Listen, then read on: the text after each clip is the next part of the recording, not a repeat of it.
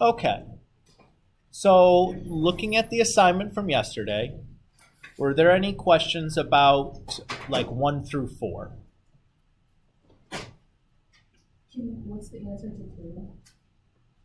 That's not a polynomial Okay. because the exponent is not, right, not a whole number. Well, it's a real number. It's not a whole number. And 4? Is not because you have like the 1/overs. Oh, yeah, because you have x's in the denominator. That I'm doing.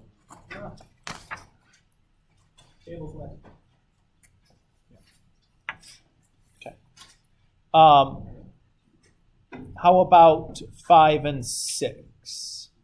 I didn't really understand. It says find the linear function that satisfies the following conditions.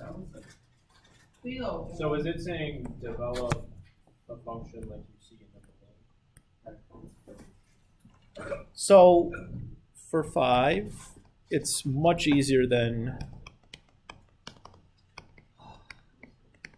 So it says this, right? So this is really the point 1,5. This is the point 2,8. Okay with that? That's all that information is telling you. Do you remember how to write the equation of a line that passes through 2 points? This is like an algebra 1 / pre-algebra topic. What do you need to be able to write the equation for a line? Okay, well, you're going to use y equals mx plus b. Very good. Okay.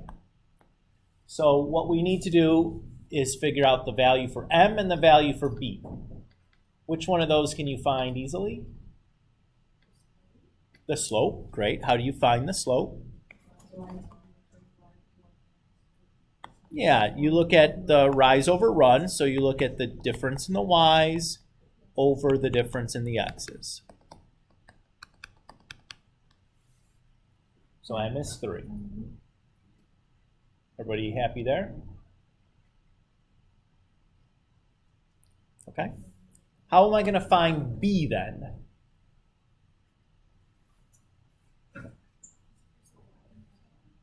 Well, b is the y-intercept, but do I know what the y-intercept is in this case? Yeah, so let's do this instead. I'm going to pick one of these 2 points. It doesn't matter which one.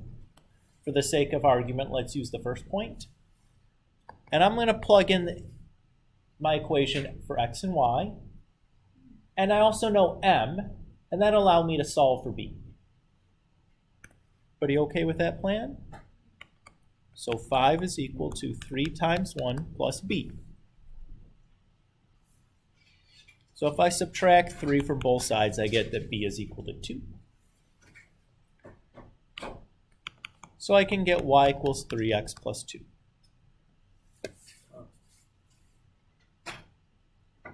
Is everybody okay there?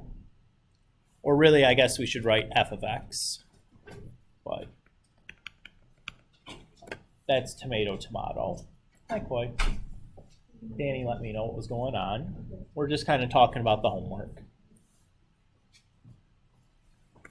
Is there another way I could have done this?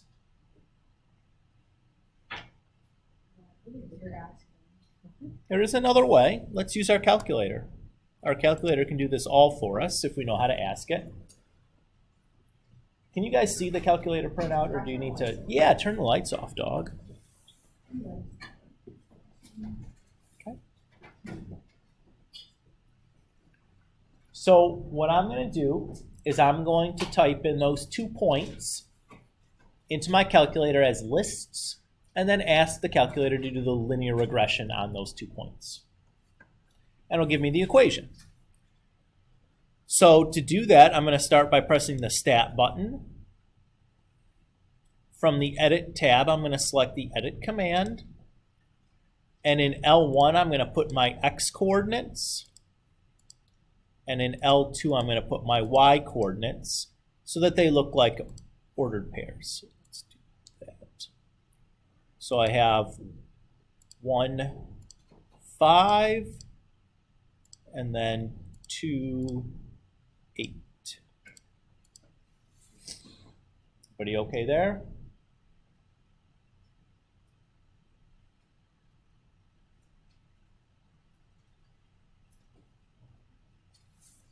Okay. Once I have those typed in, I'm just going to exit out and then go back to the stat menu, but this time go over to the Calc tab and select the linreg command. I type my x's into L1 and my y's into L2, so I don't have to do anything there. And I don't care about the graph, so I'm not even going to bother to store this equation anywhere to graph it. I'm just going to hit calculate. So it tells me that my equation y equals ax plus b has an a value of 3 and a b value of 2. Or in other words, this is y equals 3x plus 2. So that just checking it. Just a different way of doing it. It's having the calculator do it rather than doing it by hand. Once you guys try real quick to do have the calculator do the next one for you. So number 6 says g of 4 is equal to 3 and g of 2 is equal to 4.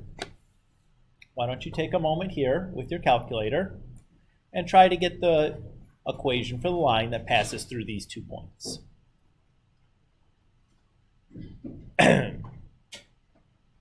This is a nice skill to have for your calculator because not uncommonly this could very easily be like an ACT style question. Those of you that still have intentions of taking the ACT more times. It's a pretty time effective way of getting an answer.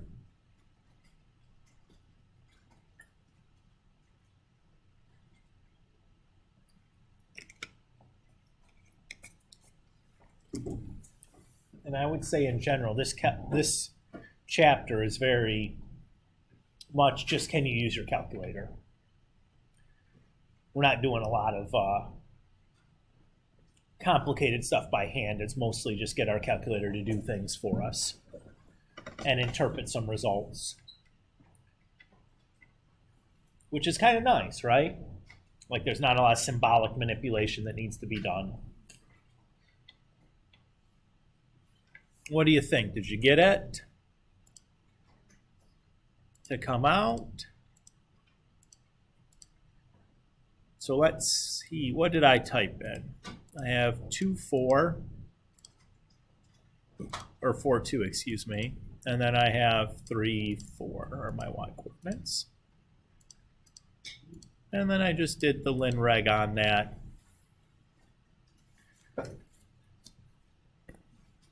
So I would have gotten y equals -1/2. You could have written -0.5 also, that's fine. X plus 5. And I guess this should really be g of x based on the notation they gave me in the problem.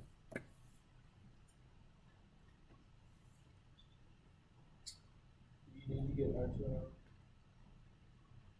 R2 You don't need the R values, but we talked about we will for other problems in the homework.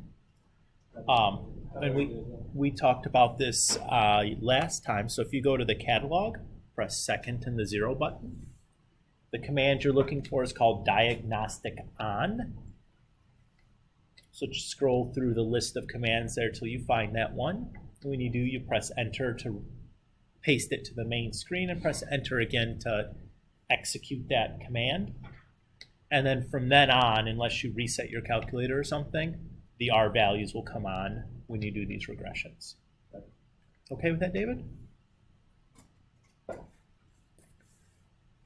You guys feel okay about 5 and 6?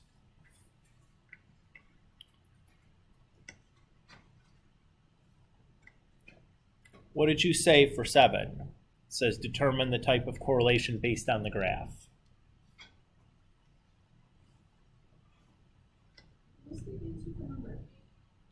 Well, we're talking about number 7 right now. We'll get to 8.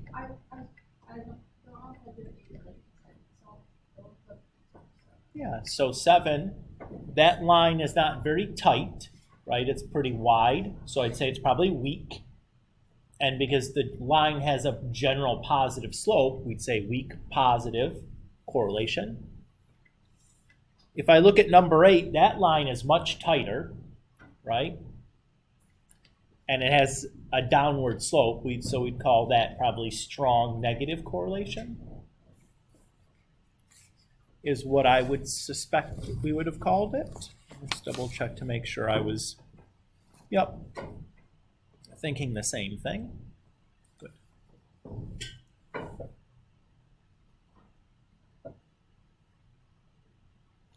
So 9, 10, and 11 are kind of common sense questions. We're basically just using what we understand about the situation and the correlation involved with it. So number 9 says, how would you describe the correlation between the temperature and the number of layers a person wears when outside?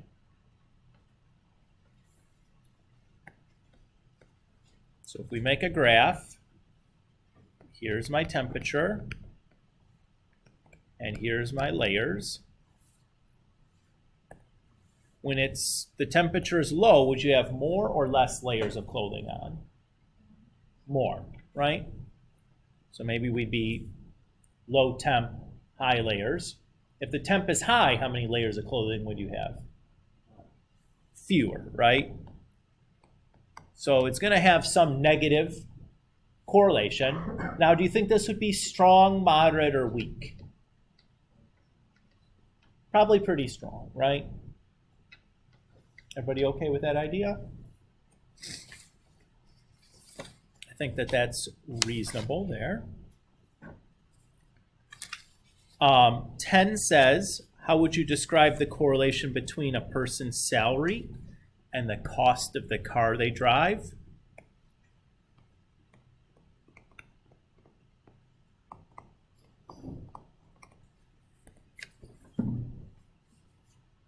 So if you don't make a lot of money, if your salary is low, would you expect your car cost to be high or low? Probably low, right? If you don't make a lot of money, you can't probably drive a $70,000 automobile. Probably pretty fair there. And if you make a lot of money, you would probably expect that to be high, right? And would you expect this to be a close relationship? Probably this would be strong. I would suspect it to be so. Everybody feel good about 9 and 10? And just kind of how we're using a little bit of common sense to determine what's going on there. And if you just kind of sketch a little picture of kind of what's going on, often the positive or negative, and it will kind of present itself to you like that. Number 11 says, below is a table that lists a group of students' ages and heights. Find a linear regression model and use it to predict someone's height who is 20 years old. Okay? Everybody okay with that idea?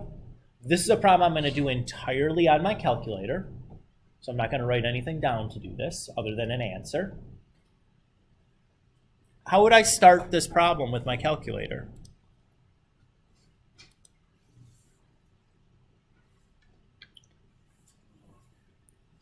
Well, the first thing I would need to do is enter this data table into my calculator, into my lists.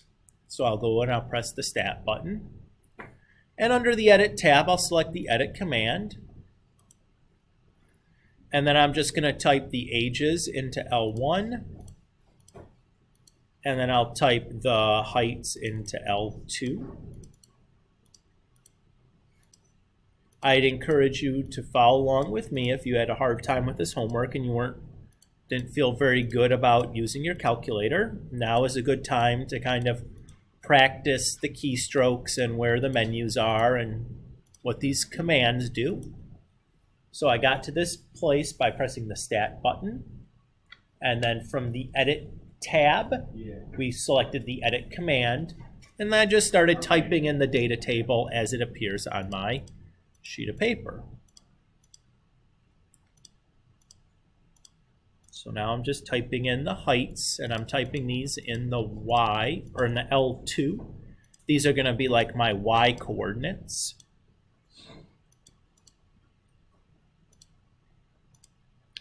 Just as a little bit of an aside here, oh my goodness. How did I end up with way more of one coordinate than another? That's strange. Let's go back here and look to see what's going on. Ah, I see what happened. All right, well, we'll just overtype all this stuff. Just as an aside, how did I know that the age should be the x coordinate and the height should be the y coordinate? Just makes sense.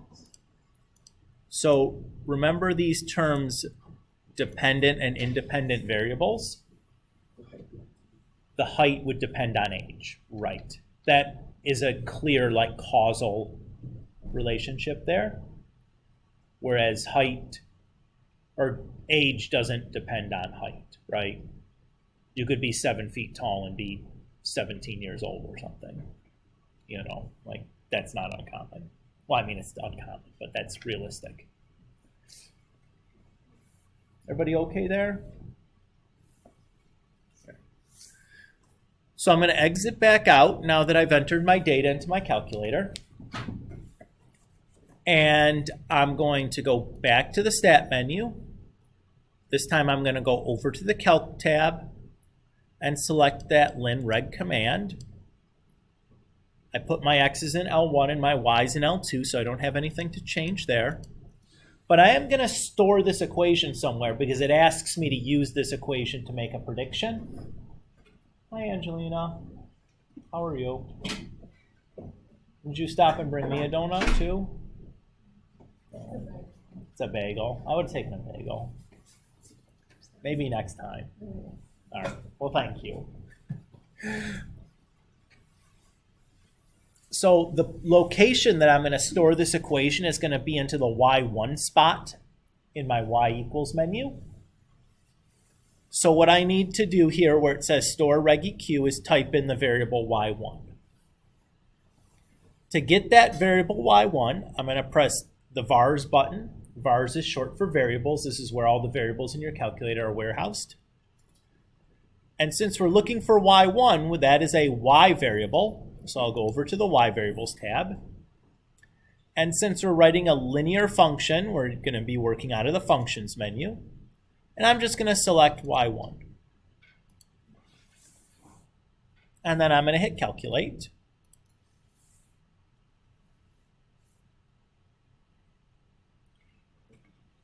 So there's my output.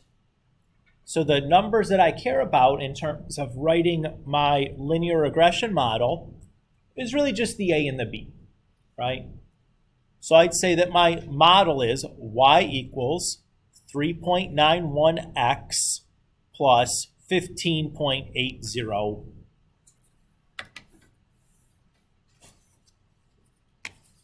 And that's just rounding to 2 decimal places.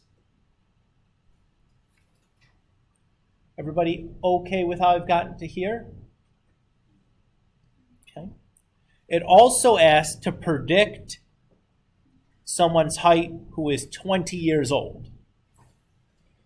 So 20 is a height, or is an age. That's an x value. So what I'm going to do is I'm going to do y1 of 20, just like I would do f of 20, using function notation. Is that okay with you guys? So I'm going to go back and retrieve that y1 variable. So remember that was stored under the vars button, and then the yvars tab, and then the function command. And I'm going to select y1, and I'm going to do that of 20.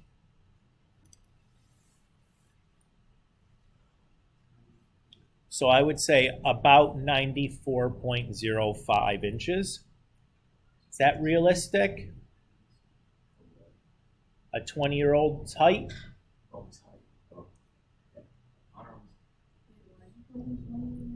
It said use the model to predict someone's height who is 20 years old. Yeah, probably not very realistic, right? What why are we getting such a poor estimate here then? Well, yeah, so people stop growing eventually, right? That's a great answer. What type of modeling did we do here when we plugged 20 in? Is we did extrapolation, because if we look at our data set, 20 is outside of the x values that we used to create our model. Very often when you use a model and you use it to predict data far outside of the range of values for your data set, you're going to get nonsense answers, because the nice linear trend that we found perhaps doesn't continue forever, right? As Kendall said, people stop growing eventually. Is everybody okay there? Okay. Why don't you guys try to do 12 for me on your own, and we'll check that in a minute. What's up? Sure. What's up? Yeah.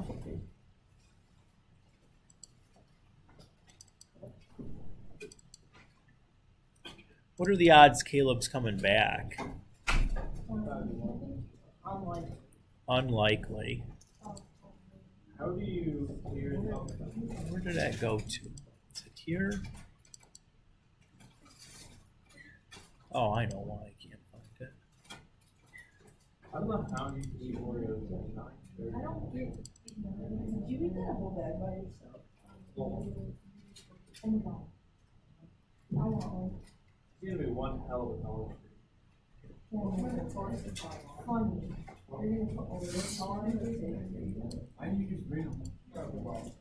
What do I do with this stuff?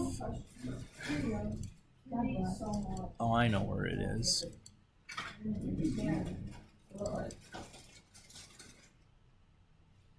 It's here. There we go.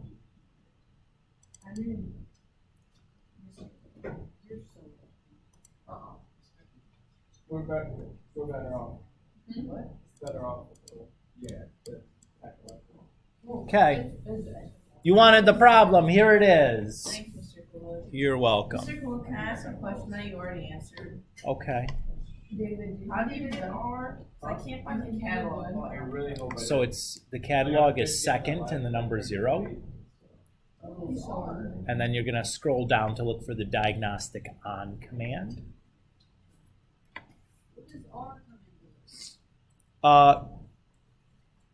When we start comparing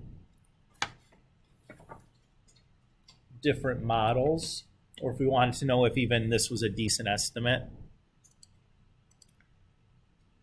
So again, if we looked at that last regression that we made, the R value there is 0.94-ish for that previous problem for number 11. It's pretty good. So when I turn it on, if I hit enter again, once it's diagnostic on. Yeah. Does it say done now? Okay. Now the R values would show up when you next time you do a regression. So on store reg, you will. I would put it Y1 there, or really any of the Y's. Do you write one? So you're going to have to retrieve the variable name Y1 from your calculator. So you're going to press the vars button. That's where all the variables are warehoused. It's right under the down arrow. And then by vars, function. And there's your list of Y variables. So any one of them is fine. And then I say graph. Or calculate, I think it says. Yeah. And then you look at Okay, so your regression equation is listed there in those numbers, right? Yeah. So you'd write that down. That's your model. So what's the equation? So it's y equals, and then, yep, and then they tell you the value to write in for a and b right after that. Okay. Does that make sense? Okay, so you'd write down that equation.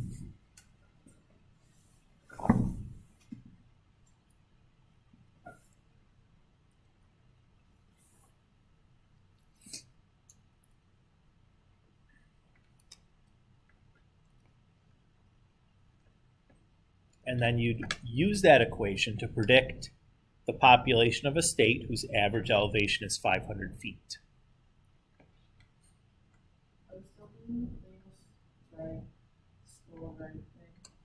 I would, because it allows you easily to answer that second part of the question where you want to make the prediction.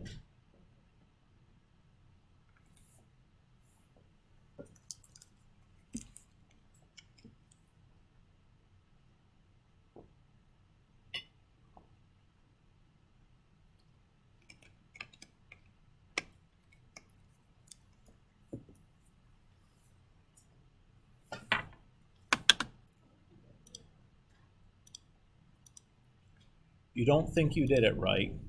What?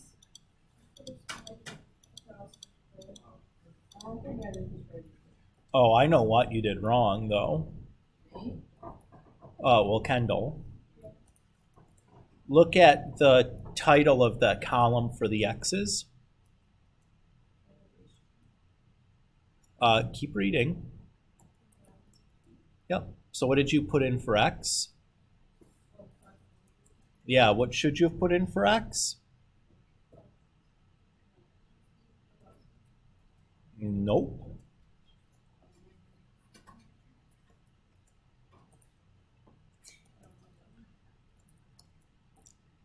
How many thousands of feet is 500? That is, so you're telling me less than a number that's less than 1,000 is like hundreds of thousands? Okay, if you had, how much of a dollar is 50 cents? Okay, so how much of 1,000 is 500? Okay.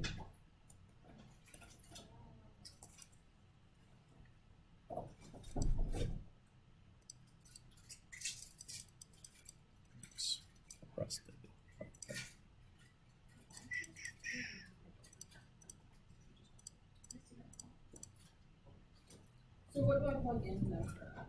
So there's, is this what you guys got for your regression? Yes.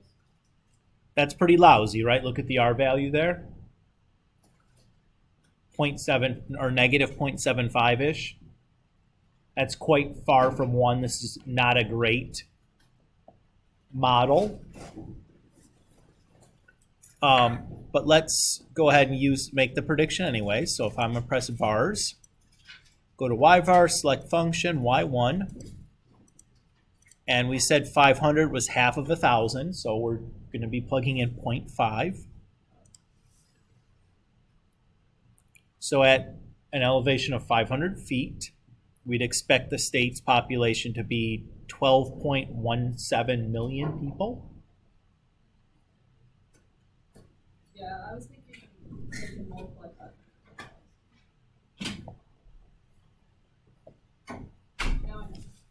Okay. Just to kind of illustrate why this is such a bad, why the linear is such a bad model, let's look at the graphs of these. So if I look at my x's, what would be a good range of values for these x's? 0, 2, 7s, that's fine. Okay. And going up by 2, okay. Now let's do the y's. What's a good lower bound for the y's? 0, okay. And an upper bound? Okay, that sounds fine. And then a going up by? Starting at 0, going to 20, how much should the tick marks go by? 1, that's fine. Okay. And so let's hit graph. So there's The dots are my points. Kind of all over the place, right? Not very linear looking. So my best fit line, maybe not a great predictor. Would you think that elevation in a state is well correlated with its population? No, right?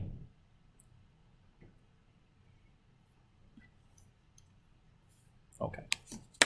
So that's not surprising. We have one more. Why don't you guys try to do 13 now? And then we'll go through that in a second. So again, here's the projection for 13. So try it on your calculator. Again, almost all of this chapter is stuff that's just going to be done on your calculator. The test is going to be very boring because it's just going to be typing crap in your calculator, which is fine. But you do need to make sure you're able to use that calculator and get it to do what you want it to do and know what these questions are really asking you to do on your calculator. Okay? Should be an easy test in that regard because there's not a lot of computation for you to do by hand. It'll be a lot of, kind of analyzing your answer there. Okay?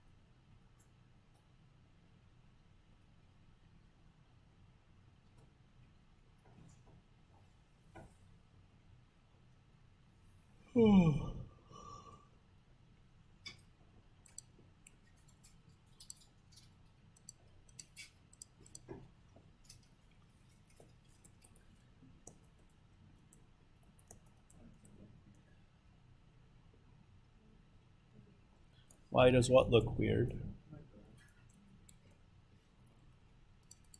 I don't know. Did you do something weird?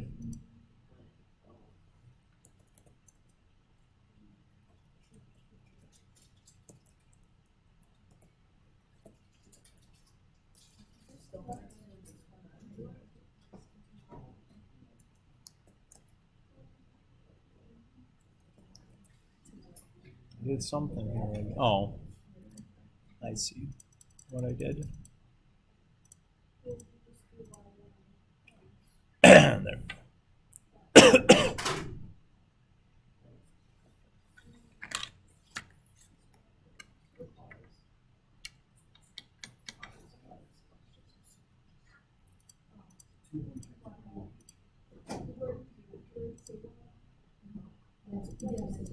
Oh.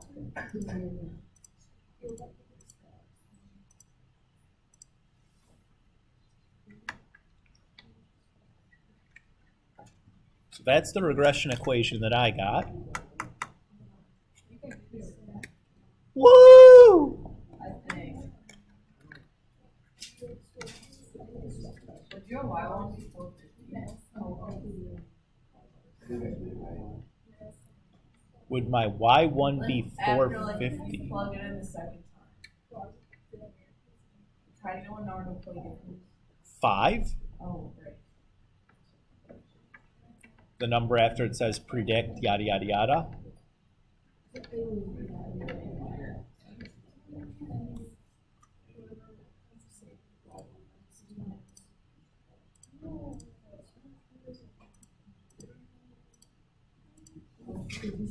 I did it right.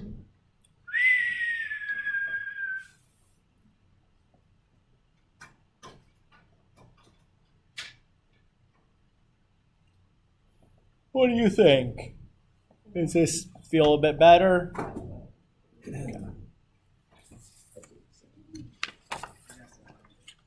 Good.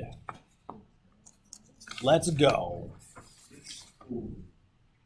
Okay. So we just make sure we get No. You really could.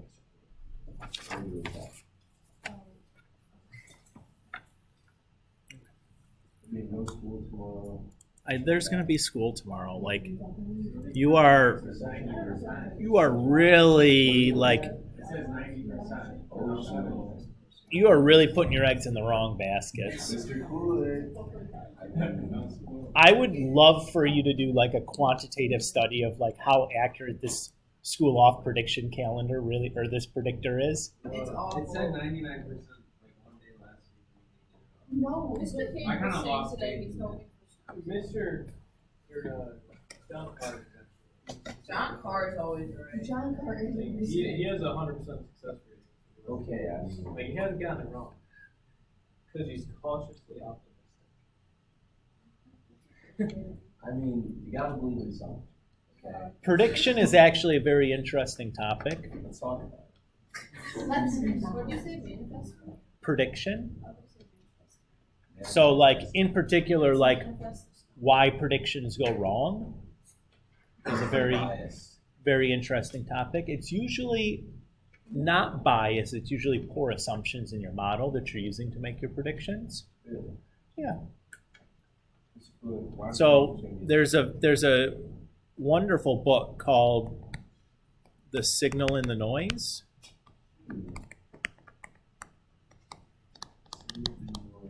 And this is by Nate Silver is the author.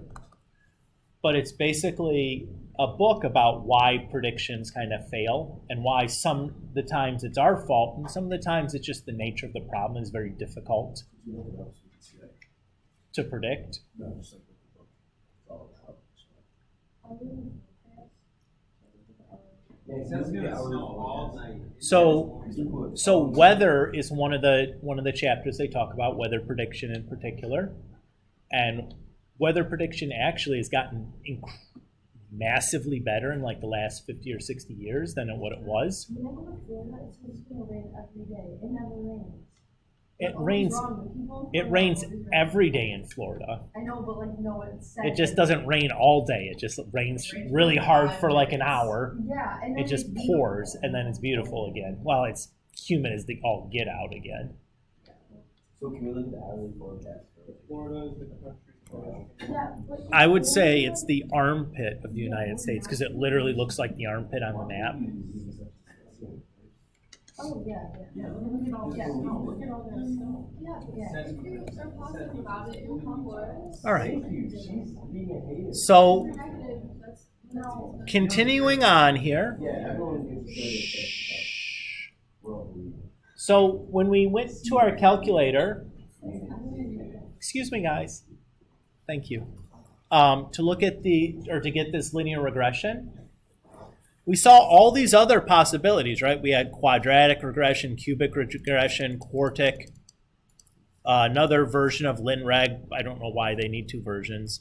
A logarithmic regression, exponential regression, power regression, logistic regression, sinusoidal regressions. So there's a lot of different regression functions that we could use to model data. So for example, like in that middle data set that we looked at relating elevation and population, where we didn't have a very good fit with our linear model, maybe we could have tried one of these other types of regressions and gotten a better fit. Now, to describe the fit between one of these other regressions and our data set, we're no longer going to be interested in using our R value because R is simply a measurement of linearity. So correlation is describing the linearity of the data set. And if we're trying to fit a nonlinear model to it, that doesn't really make a lot of sense. So instead, what we're going to use is the R-squared value, which is called the coefficient of determination.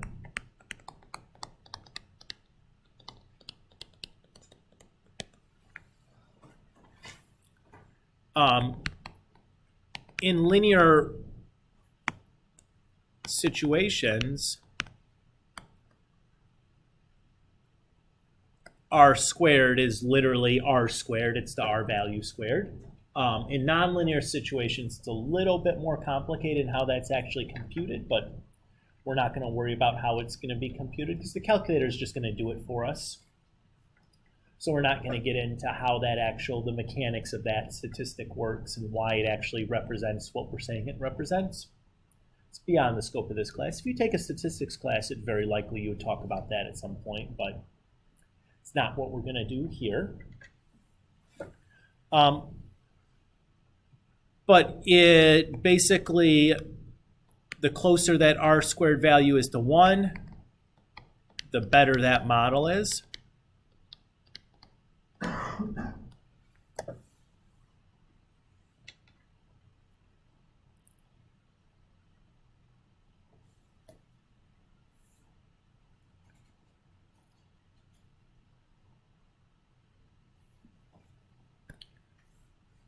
Okay with that idea? So if we were given a data set and said which one of these 3 models is going to be the better one, we can just use our calculator, run those 3 different regressions, and compare the R squared values. Okay with that idea? Whichever one had the higher R squared value is the one that would be the better model. Is one very simplistic way of thinking about it anyways. One model in particular I want to talk about is called the power model, which describes a power function.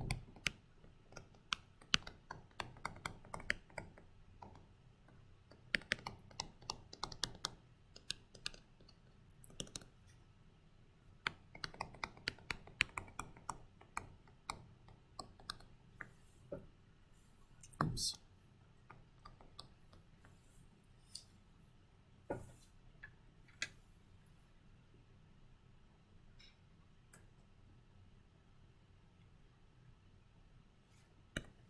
So a power function is of the form f of x equals k times x to the a. We call a the power or exponent. We say k is the constant of determination, of variation.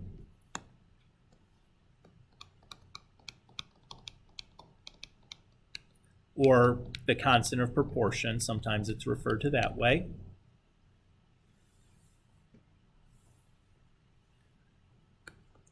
And in words, we would say that f of x varies with the 8th power of x.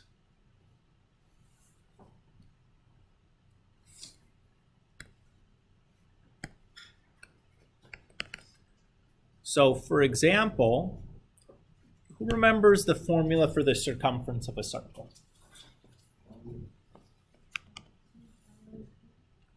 Uh, 2 pi r. Yep.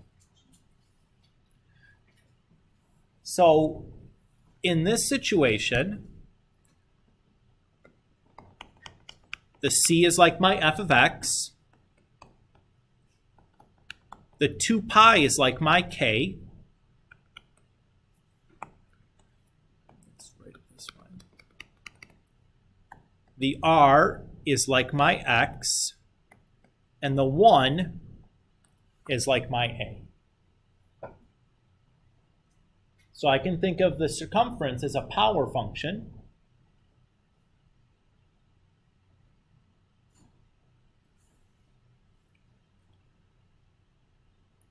So what's the constant of variation?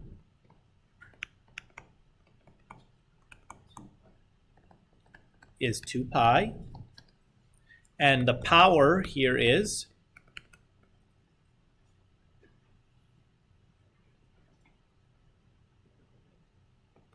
1. And we'd say the circumference, that's my f of x, varies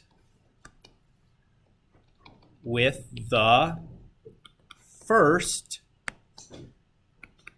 power of the radius, which is like my x.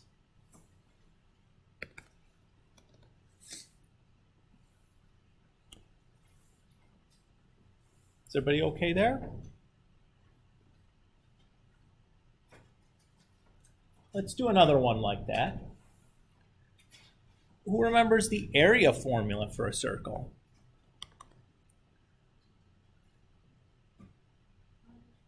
Pi r squared. Okay. So what is my constant of variation?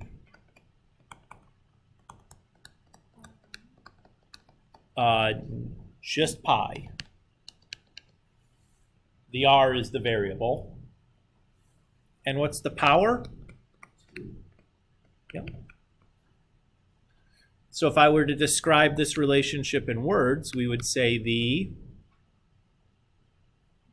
area varies with the second power of the radius.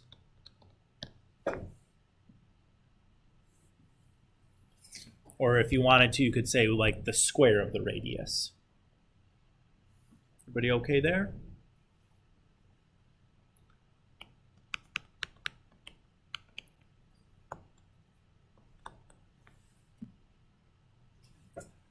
Those of you that have taken chemistry or physics recently, do you recognize this formula? This is Boyle's law, I believe.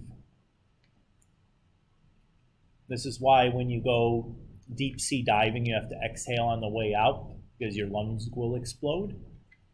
Is that the volume of a gas varies inversely with its pressure? If you don't exhale, your lungs will explode. Yeah, you'll die. Oh my god. Yeah, it's dying. Doesn't feel good. There's gotta be some Who goes dying. deep sea diving? Don't like a lot of people know. Yeah, That's so It's like a scary. sport. yeah. Imagine like forgetting to do that, or not like forgetting how to breathe for a second. It depends on What do I do? it depends on how deep you were, but like Navy rescue divers and stuff that have to like go down and find like recover atomic weapons that have crashed into the ocean and stuff. What if you would forget? You don't. Are You sure? don't. I mean, people do, but like you don't. I would assume that there's quite a natural instinct that like my chest feels like it's going to explode. I need to get some of this air out of here. Oh, okay. That's good. Does anybody do it on? But I suppose accidents would still continue to happen. So V is for volume, P is for pressure, and K is just some constant. So my constant of variation here, not surprisingly, is K. What's my power here? It's not 1. It's not 0. It's not a letter. 1/2. Well, let's try rewriting this so that there's no fraction. How would I rewrite this without a fraction?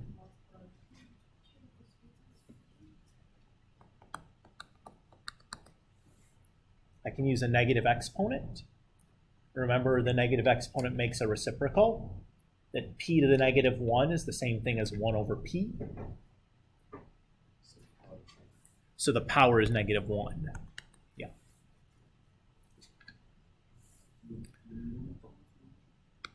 So we'd say the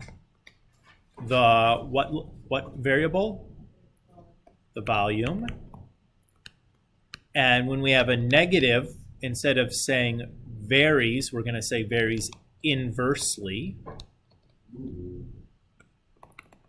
with the first power of pressure.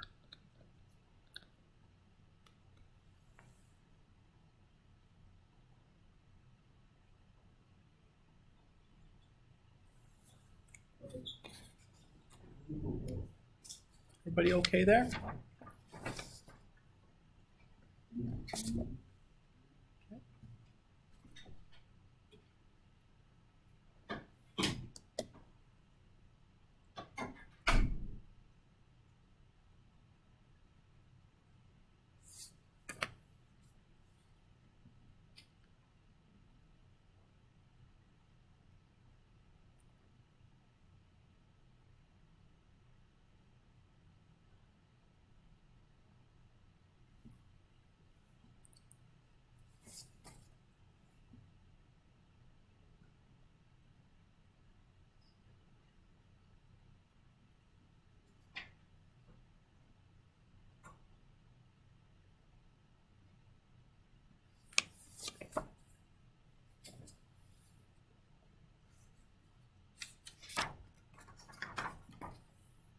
So let's just do a quick example where we're going to use this one of these other regressions here. Yada yada yada, yakety yak, yak yak yak. So let's look at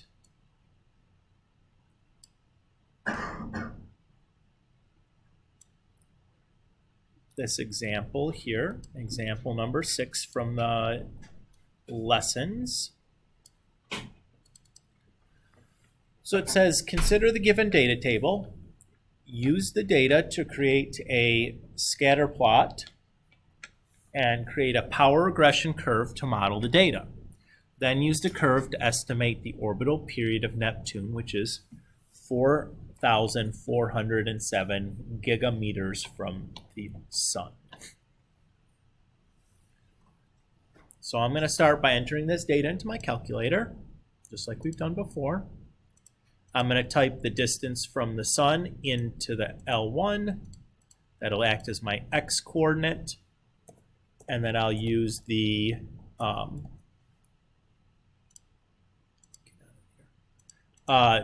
orbital period as my y coordinate. Everybody okay with that plan?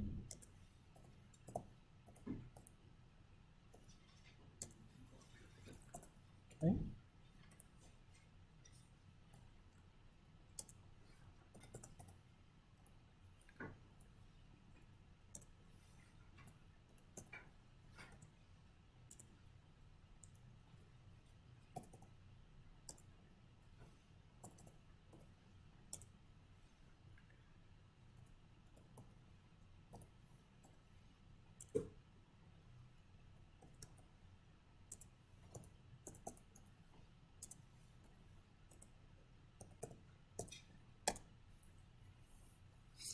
So there's my data. Let's take a quick look at the scatter plot. So here I'm going to pick, say, 0 to, let's just do 2,000. Actually, let's do 5,000 because I want to get Neptune in there too eventually. And I guess going up by, I don't know, like 500 seems reasonable there. The orbital period, well, we'll go 0 to, I don't know, let's say 20,000 or something maybe. That'll include that. It's probably not nearly enough to get Neptune on there, but it's fine. And I'll go up by 5,000s. I'm going to get rid of that regression equation there, and then I'm just going to hit graph real quick. So here's my scatter plot. Okay. And at first glance, this looks reasonably linear, right? Okay. So maybe I try doing a linear regression on this. I'm going to store that regression equation into y1.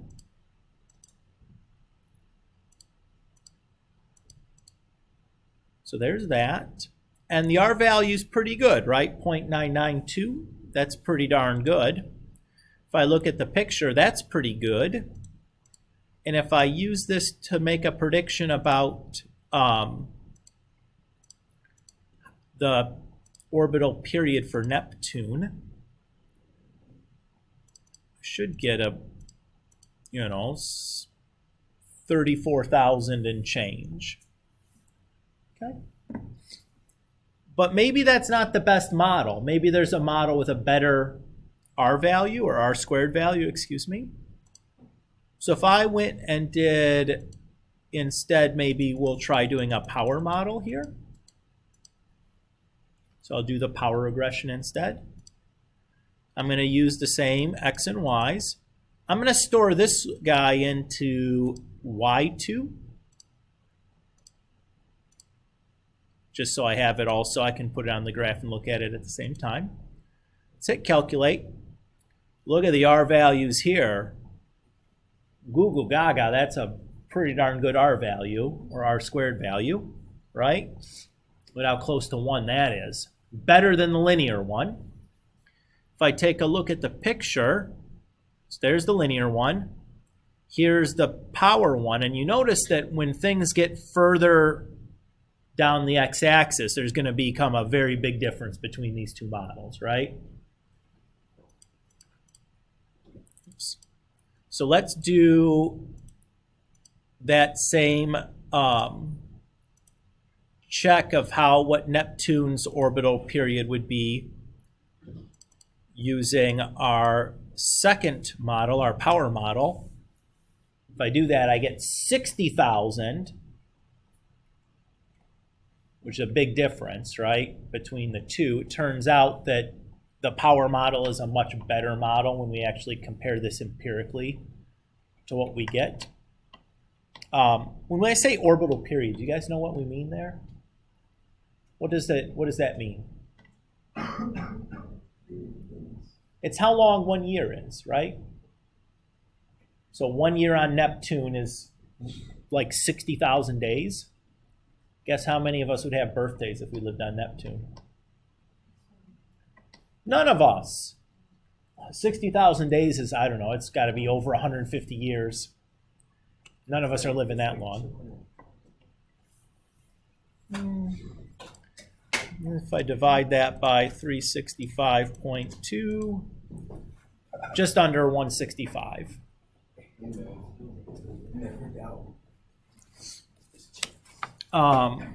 There's a chance. So what I'd like for you guys to do for me for next time is to try the rest of this homework set for me. So that's 14 through 31.